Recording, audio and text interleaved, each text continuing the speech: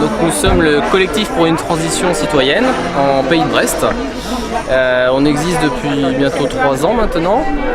Et donc aujourd'hui on propose une zone de gratuité. L'idée c'est de favoriser la réutilisation des objets, le partage et aussi un moment convivial. Donc ça a l'air de plutôt bien marcher. Et donc le collectif Transition Citoyenne, pour expliquer pourquoi on existe, l'idée c'était de faire du lien un peu entre toutes les initiatives de la transition sociale et écologique. Et donc on organise des événements de ce type, on fait aussi des conférences, par exemple on faisait un forum ouvert il n'y a pas longtemps sur la ville de demain. Donc on essaye de se réunir entre citoyens pour repenser un peu la société vers plus de prise en compte de l'écologie et de l'homme dans la société. Voilà un petit peu notre idée. Donc on est une association depuis 1 an et demi et donc si vous voulez nous rejoindre, on a un site internet qui s'appelle Transition Citoyenne en Pays de Brest. Où il y a toutes les informations, on essaie de relier les informations d'autres associations, d'autres initiatives. Pourquoi on est là aujourd'hui? C'est-à-dire que j'ai pensé, on souhaitait intervenir au nom du collectif de la transition citoyenne, enfin, on souhaitait être présent sur cette fête. Et moi, dans ma tête, tout de suite, je me suis dit, il y a l'euro, il y a les halls, mais il y a aussi le don.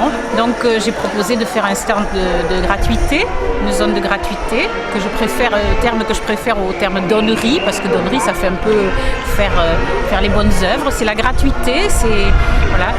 Et ça a été accepté, donc voilà, ça s'organise tout seul.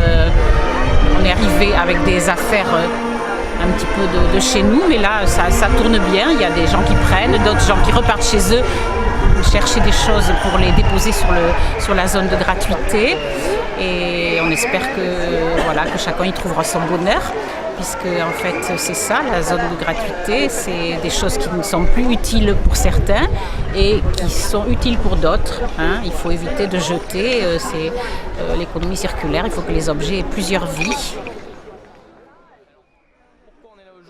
On doit accepter les halls, je pense, parce qu'on considère que les halls c'est une initiative très intéressante pour justement redonner un peu du sens à la monnaie, et à une monnaie locale.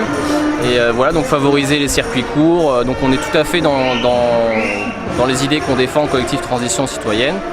Et voilà, donc voilà, favoriser les circuits courts, c'est aussi limiter les impacts environnementaux.